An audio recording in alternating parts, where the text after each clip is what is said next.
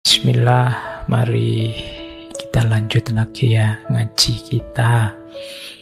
Ini melanjutkan minggu lalu, masih tema bulan ini. Jadi memang biasanya bulan Desember kita pakai untuk momen-momen introspeksi, momen-momen muhasabah. Makanya tema-temanya cenderung tasawuf. Ya, tema-tema seperti ini mungkin dipahaminya mudah, cuma dijalaninya susah.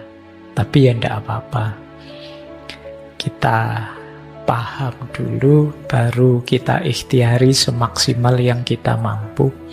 Insya Allah kalau Allah ridha, ya nanti Allah hadir membantu kita untuk mempercepat prosesnya.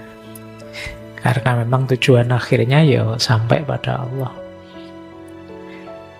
Baik, malam hari ini kita membahas salah satu kitab dari seorang sufi yang beliau ini sekaligus faqih, ahli fikih, sekaligus muhaddis, ahli hadis. Bahkan pernah juga nulis kitab tentang tafsir. Berarti beliau juga ahli tafsir. Ilmu agamanya lengkap, yaitu Syekh Haris Al-Muhasibi. Dulu pernah kita bahas juga tentang beliau, seingat saya juga bulan Desember kayak gini di tema muhasabah. Gelar Muhasibi memang ahli muhasabah, beliau dikenal itu. Beliau kelahiran Basrah, meskipun nanti hidupnya banyak di Baghdad. Era puncak-puncaknya kejayaan Islam, dinasti Abbasiyah. Beliau sejaman dengan Imam Ahmad bin Hanbal dan banyak tokoh besar yang lain pada zamannya. Puncak-puncaknya ilmu-ilmu keislaman, fikih, tasawuf, kalam, dan lain sebagainya. Bahkan ada yang bilang beliau ini pelopornya tasawuf sebagai ilmu. Mungkin kalau sebelumnya tasawuf itu praktek-praktek untuk mendekat pada Allah, menuju Allah, dan lain sebagainya. Nah, beliau ini yang mempelopori tasawuf sebagai ilmu tasawuf yang ditulis, dijelaskan secara sistematis, sehingga orang bisa paham. Beliau ini ya anaknya orang kaya sebenarnya, cuma beliau tidak mau sedikit pun mengambil harta warisan dari ayahnya, karena ceritanya beliau ini tidak cocok sama ayahnya. Ayahnya orang kaya, teologinya Mu'tazilah. Beliau tidak setuju dengan konsep teologinya Mu'tazilah, dan beliau lebih cenderung masuk ke ranah sufisme. Itu yang membuat beliau tidak mau mewarisi warisan ayahnya yang kaya raya. Ya, hidup sebagai seorang sufi ya cenderung sederhana. Saya tidak tahu kalian berani apa tidak seperti beliau ya. Ini ya, dapat warisan banyak tapi tidak mau. Nah, beliau ini nanti banyak menginspirasi para sufi sesudahnya, termasuk Imam Ghazali. Imam Ghazali sendiri bilang bahwa Syekh Haris Al-Muhasibi adalah orang atau sufi atau guru yang paling berpengaruh terhadap dirinya. Jadi kitab Ihya Ulumuddin itu cara pemaparannya mirip dengan tulisan-tulisannya Imam Haris Al-Muhasibi. Yang paling terkenal kitab beliau adalah kitab Ar-Ri'ayah li Huquqillahi Ta'ala. Kemudian ada juga kitab Al-Wasoya, dan yang kita bahas malam hari ini salah satu karya beliau, Risalah Al-Mustarsyidin. Al-Mustarsyidin itu artinya orang-orang yang mencari petunjuk. Ini kitab ini tipis. Kalau yang ditulis oleh Imam Haris sendiri mungkin sekitar 14 halaman.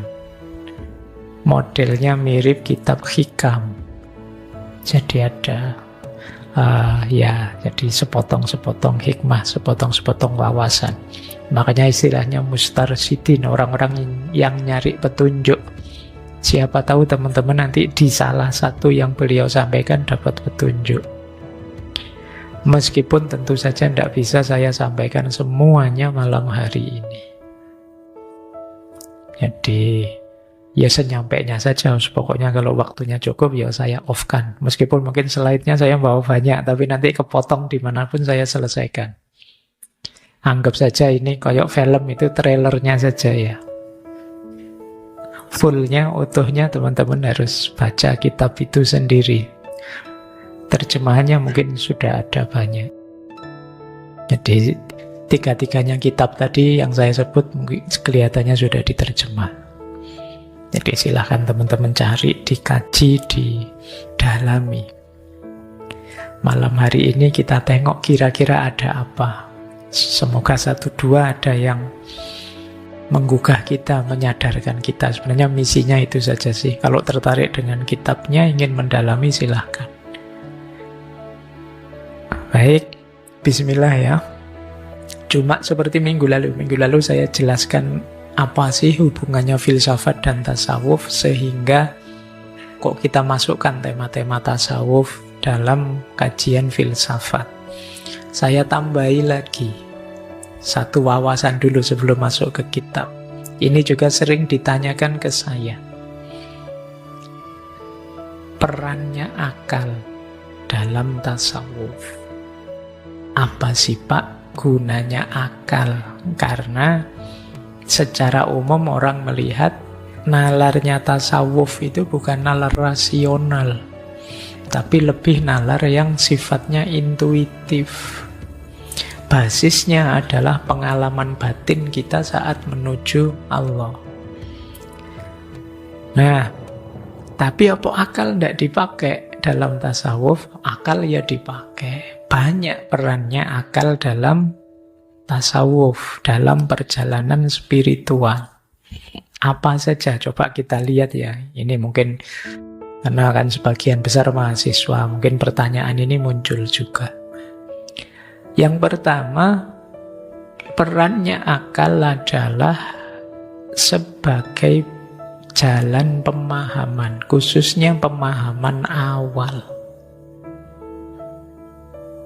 Ya tidak mungkin kita melakukan sesuatu tanpa memahami apapun. Pasti basisnya perbuatan kita itu ya pemahaman. Kalau itu disebut pemahaman, ya pasti ada perannya akal. Bahkan ada yang bilang, ya akal itu untuk memahami syariatnya. Dan syariat ini tahap pertama sebelum masuk ke hakikat dan mengalami makrifat.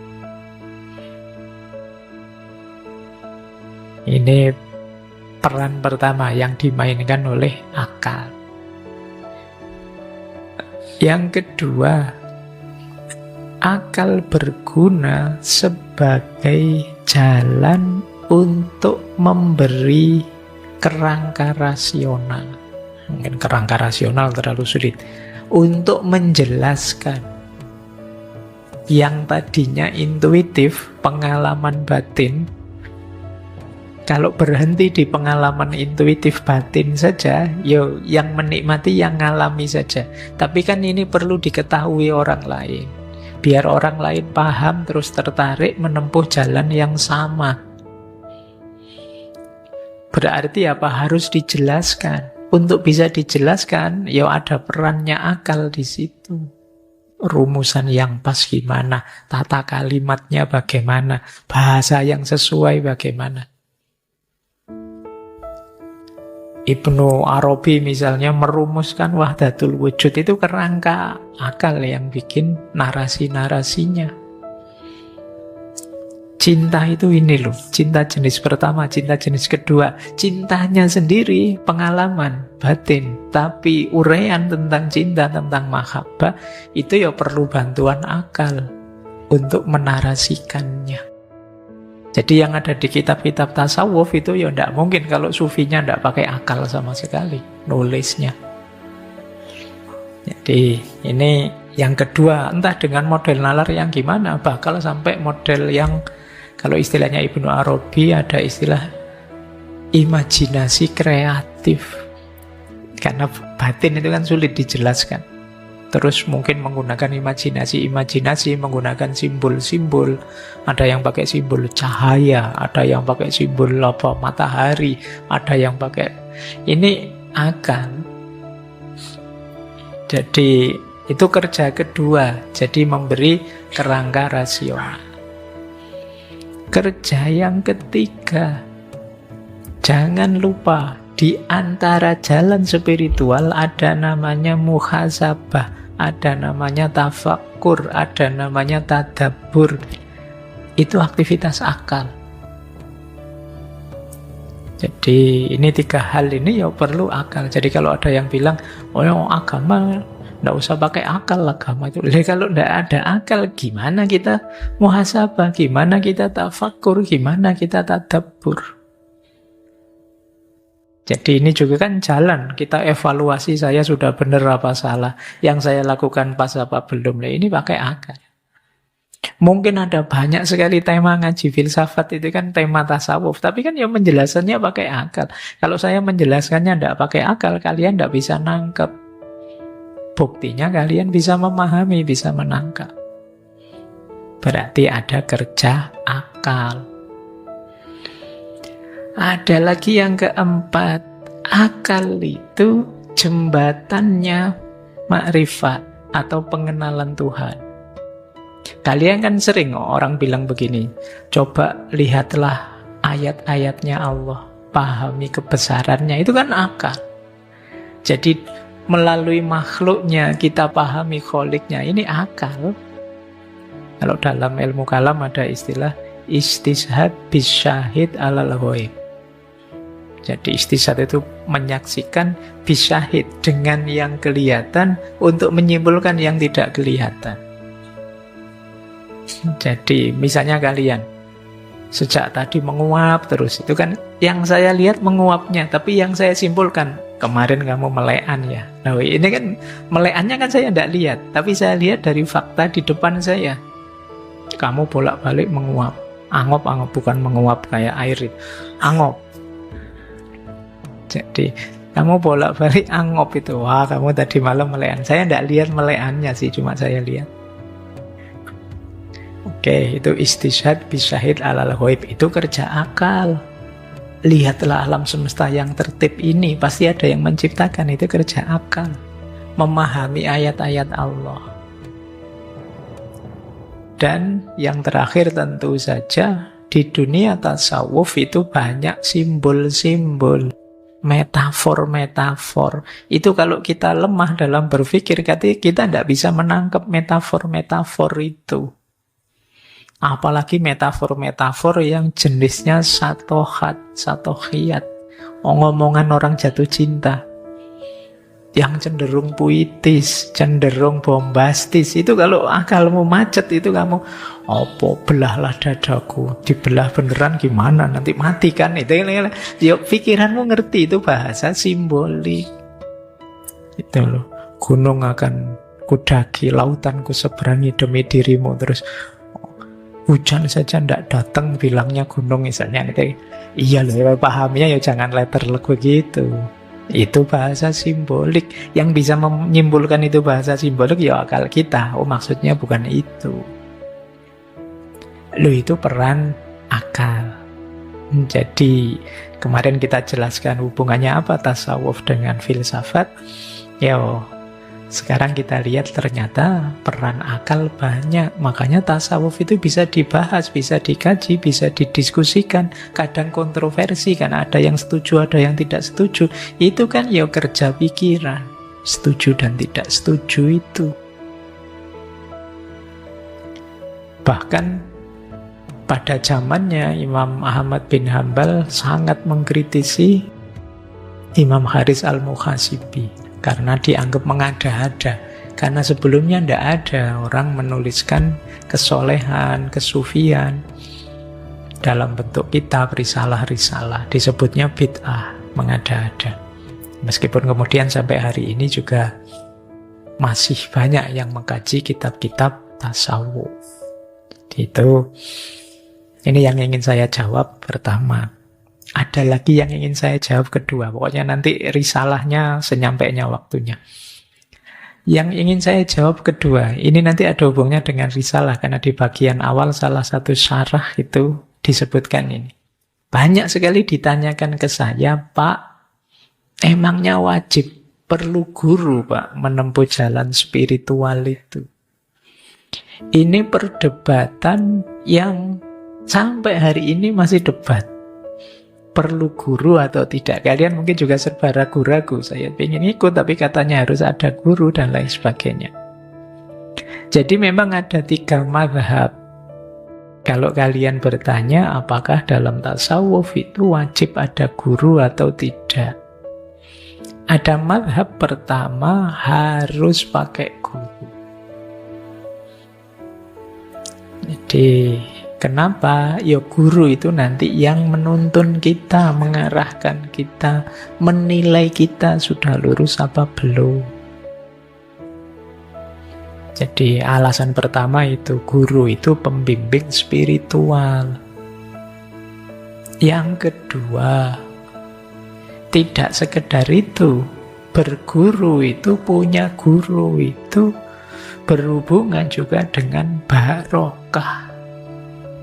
Teman-teman sering dengar istilah ini. Jadi kita cari barokahnya guru. Bagian dari barokahnya ilmu. Jadi makanya kita tidak bisa belajar tasawuf misalnya lewat ChatGPT saja lah, Pak. Saya tanya harus gimana. Jadi mursyidmu adalah Syekh Al-Mukarram Imam ChatGPT. Itu kalau itu ya barokahnya yang tidak ketemu. Jadi itu alasan kedua. Jadi guru itu ya tidak sekedar bimbingannya yang ditunggu, tapi juga barokahnya. Yang ketiga, guru yang bisa tahu kalau kita salah memahami, mungkin dari kitab, mungkin dari tuntunan tertentu. Kalau kita sendirian, tidak ada yang mengingatkan. Kalau sama teman, Pak, ya, teman kan satu level. Kalau guru levelnya lebih tinggi, bisa mengingatkan. Makanya terkenal sekali ada gium dalam tasawuf itu ya, orang yang tidak punya guru, gurunya setan. Jangan kamu jawab, wah pinter dong Pak, cerdik dong Pak, setan itu kan cerdik.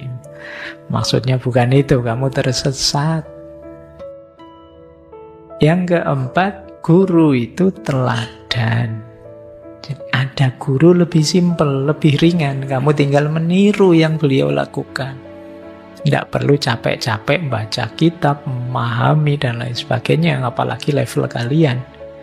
Kalau ketemu tulisan kitab-kitab, apalagi bahasa Arab kan langsung roaming. Tidak nyambung sudah. Nah, itu pentingnya guru.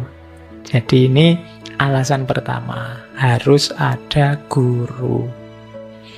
Meskipun ada juga alasan kedua dari mazhab kedua yang bilang, ya tidak harus. Lebih baik ada guru tapi tidak wajib, tidak harus.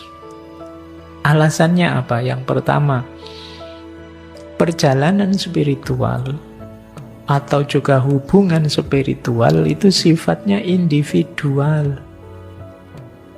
Kita sendiri dengan Allah langsung, tidak bisa diwakilkan. Jadi itu sebenarnya urusan kita yang sendiri. Hubungan kita mandiri dengan Allah. Itu alasan pertama. Alasan kedua, ini yang paling banyak dipakai. Sudah ada kitab suci Al-Quran, sudah ada kitab-kitab hadis, sudah banyak kitab-kitab spiritual. Tuntunan-tuntunan para ulama yang besar-besar, yang hebat-hebat. Jadi sudah ada rujukan tertulisnya, itu alasan kedua. Ada alasan ketiga, kalau ini agak beda alasannya. Kuatirnya kita salah milih guru, terus dimanipulasi, dimanfaatkan oleh guru itu. Dan itu mungkin saja sih.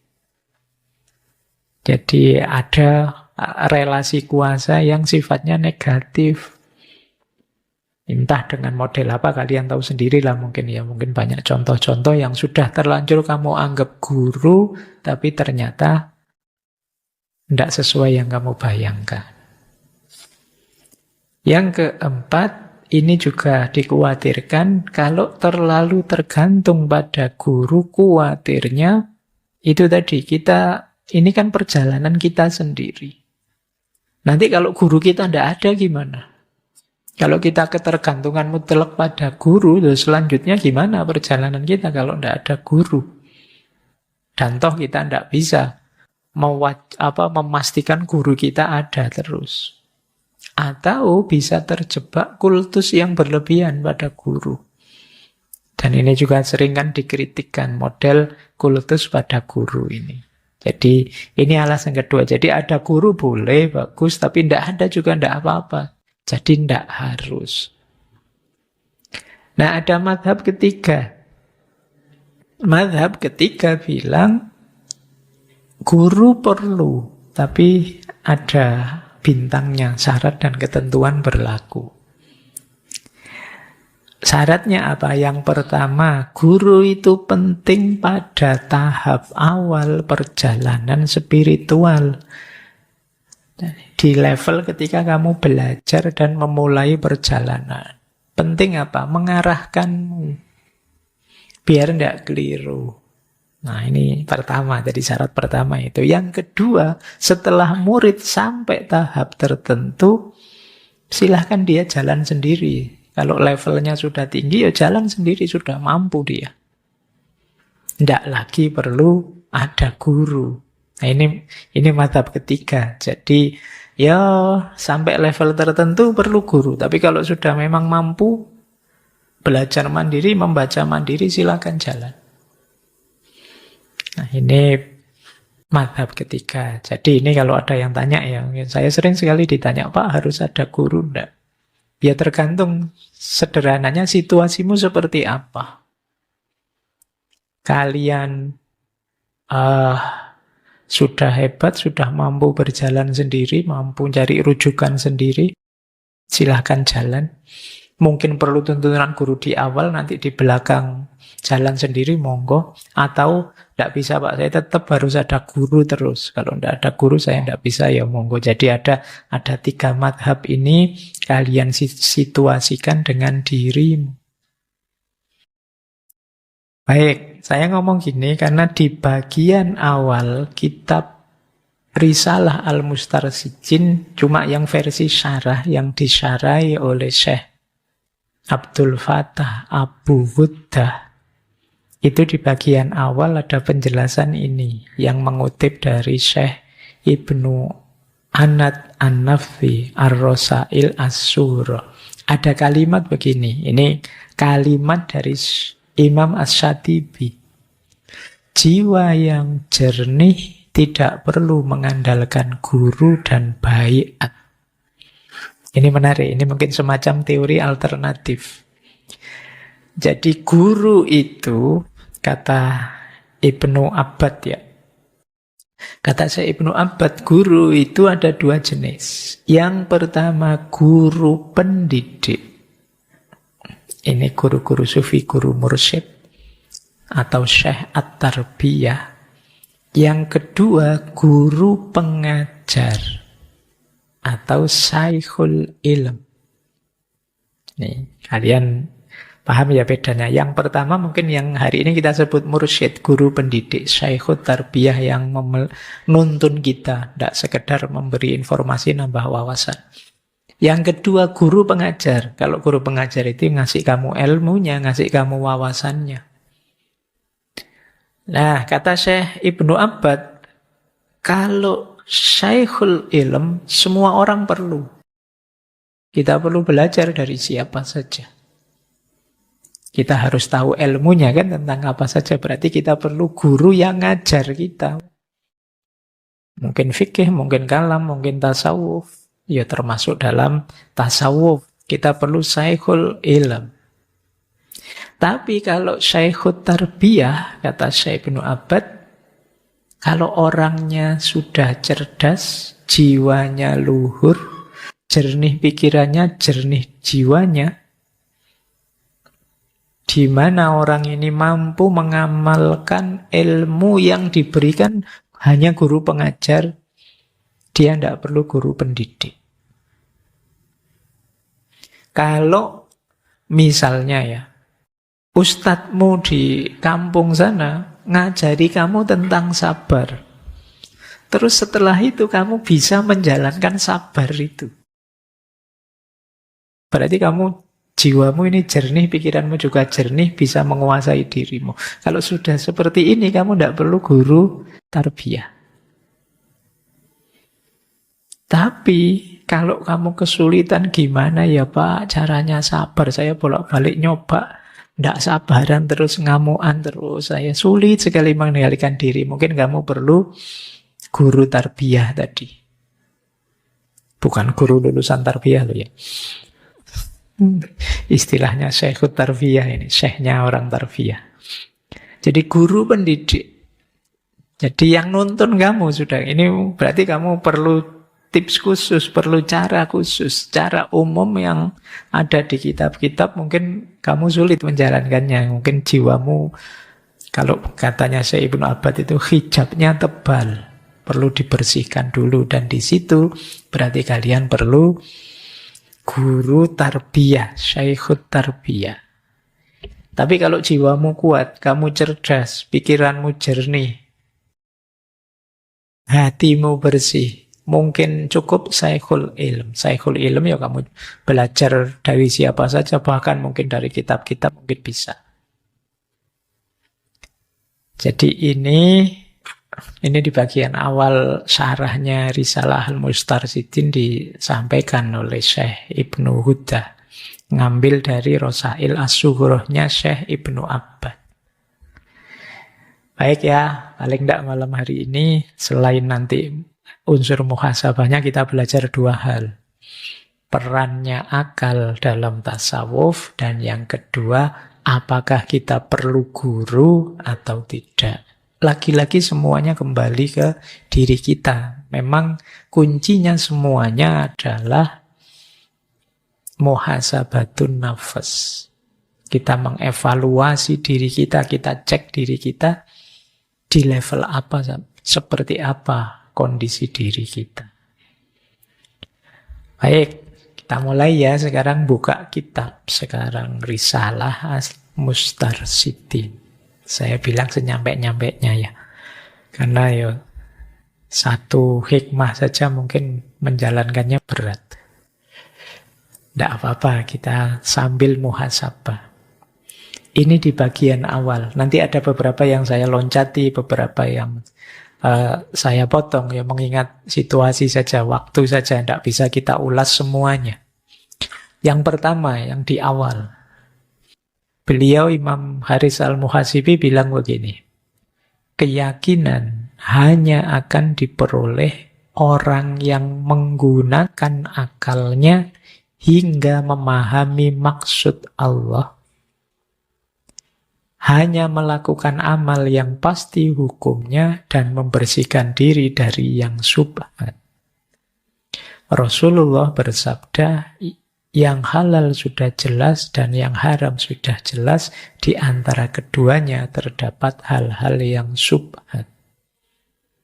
Yang syubhat itu berarti tidak melakukannya lebih baik daripada melakukannya.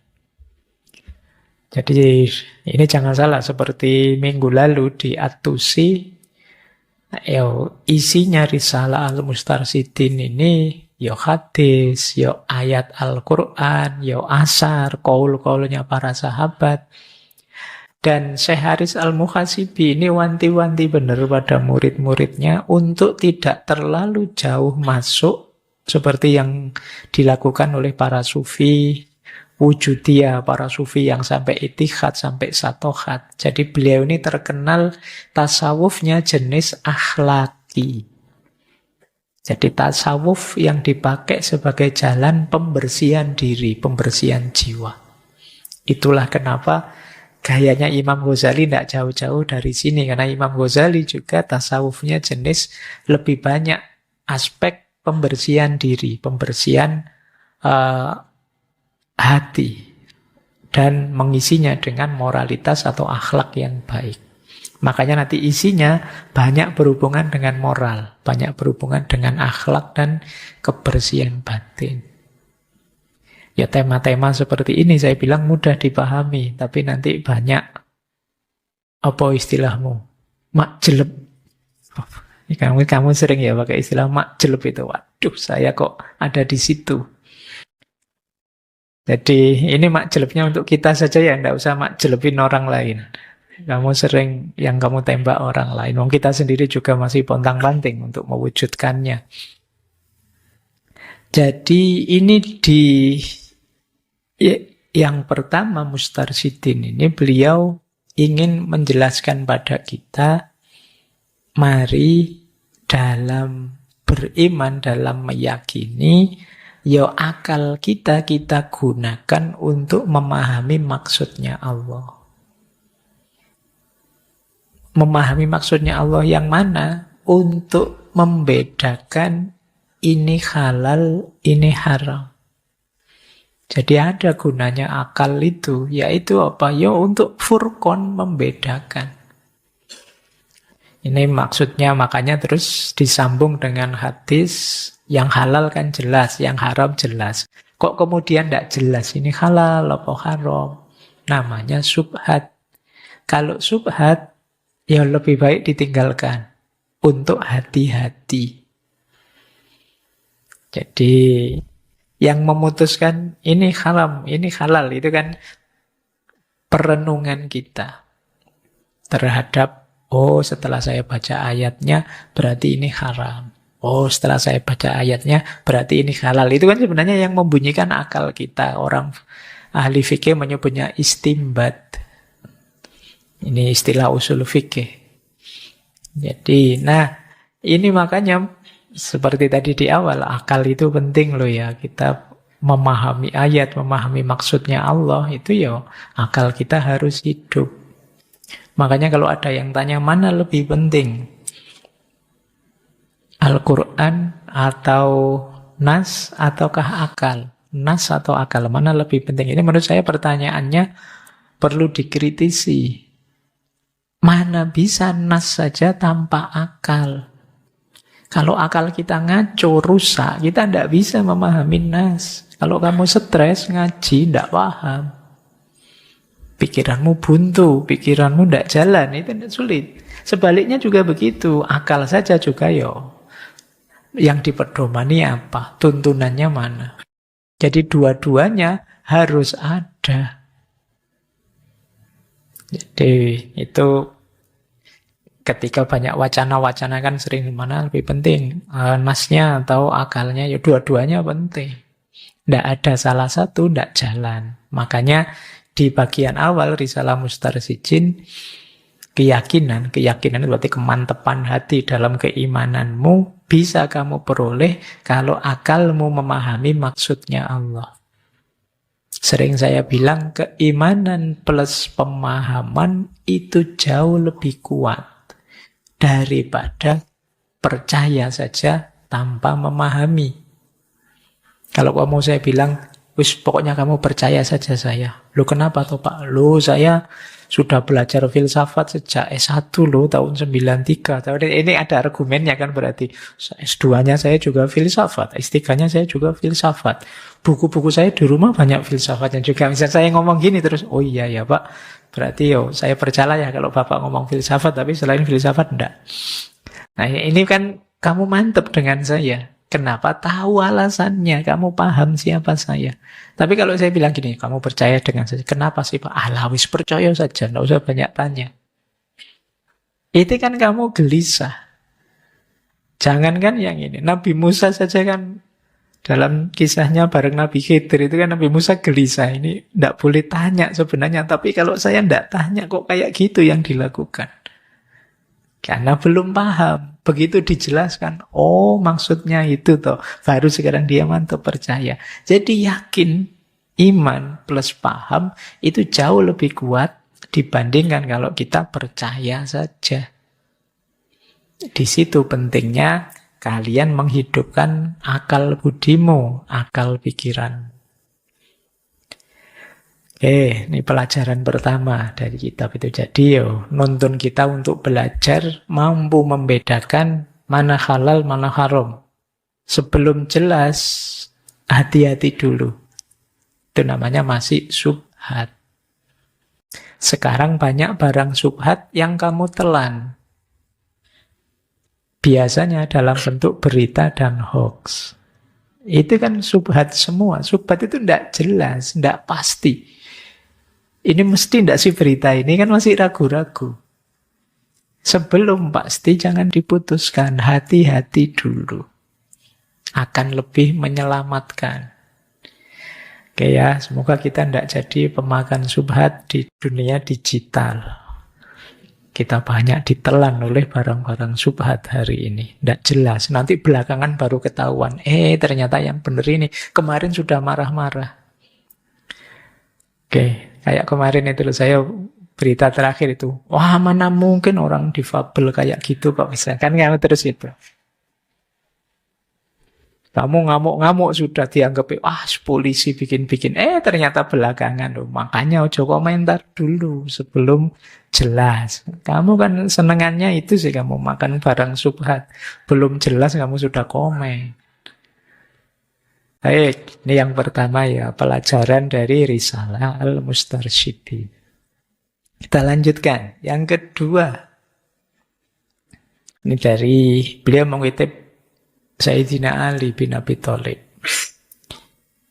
Takutlah hanya terhadap dosamu, berharaplah hanya kepada Tuhanmu, jangan malu bertanya agar menjadi tahu. Dan janganlah orang yang ditanya malu menjawab, saya tidak tahu. Jika memang jawabannya tidak dia ketahui. Nah, ini sekarang nasihat kedua. Ketakutan kita harusnya hanya terhadap dosa. Takutlah melakukan dosa. Pak, tapi kan kita juga nggak boleh takut terus, kan harus ada harapannya, harus ada rojaknya. Ya, tapi rojaknya pada Tuhan. Jadi berharaplah hanya kepada Tuhanmu. Mungkin ini mengutip ini karena menurut Syekh Haris Al-Muhasibi banyak orang yang tidak takut pada dosa karena menganggap Allah itu Maha Pengampun. Jadi santai saja. Kita tidak bisa membedakan antara terpeleset dalam dosa dan sengaja melakukan dosa. Takut pada dosa itu berarti apa? Kita tidak secara sengaja melakukan dosa. Bahwa kita ini manusia kadang-kadang kepeleset, wajar. Makanya diksinya pakai istilah takut. Jadi takut berarti berhubungan dengan kehati-hatian. Berhubungan dengan kamu menjauhkan diri. Bahwa nanti kan ada orang bilang, Pak, itu wajar kan orang punya dosa, Pak. Kita itu manusia biasa, tidak ada yang sempurna. Iya. Tapi berikhtiarlah semampu mungkin untuk terhindar dari dosa. Cara paling mudah untuk kamu menghindar dengan otomatis adalah kamu takut. Ya nanti penjelasan panjangnya di syarahnya itu ya untuk kamu bisa takut, kenalilah efek dan bahayanya. Kenalilah akibat-akibatnya. Kalau kamu tidak jujur, bohong, nanti mesti ada akibat, kamu tidak dipercaya orang. Ada akibat akhirnya statusmu, namamu di masyarakat jatuh. Akhirnya orang tidak peduli kamu dan seterusnya. Ini namanya efek dari dosa. Ketika kalian tahu efeknya terus, saya tidak mau itu. Kalau kamu pinter, maka kamu tidak mau melakukan. Makanya ini nanti kalau dihubungkan dengan kata-katanya Sokrates dulu, orang pinter itu pasti orang baik. Kalau dia masih mau melakukan hal tidak baik, hal yang dosa, berarti dia belum pinter. Kenapa? Dia belum tahu efek jelek, efek merusaknya hal buruk dosa yang dia lakukan. Jadi takutlah hanya pada dosamu, tapi berharaplah hanya pada Tuhan. Mari kita berharap hanya pada Allah saja. Jangan berharap pada makhluknya, pada siapapun selain Allah. Dan kita sudah mendeklarasikan ini. Iyyaka na'budu wa iyyaka nasta'in. Setiap kali baca surat Al-Fatihah. Baik, saya lanjutkan. Janganlah malu bertanya agar jadi tahu. Kalau ini teman-teman apalah, sejak SD sudah diajari malu bertanya sesat di jalan. Ya kalau mungkin malu karena kelihatan bodoh di depan orang lain, tapi sekarang kan kamu bisa bertanya ke Google.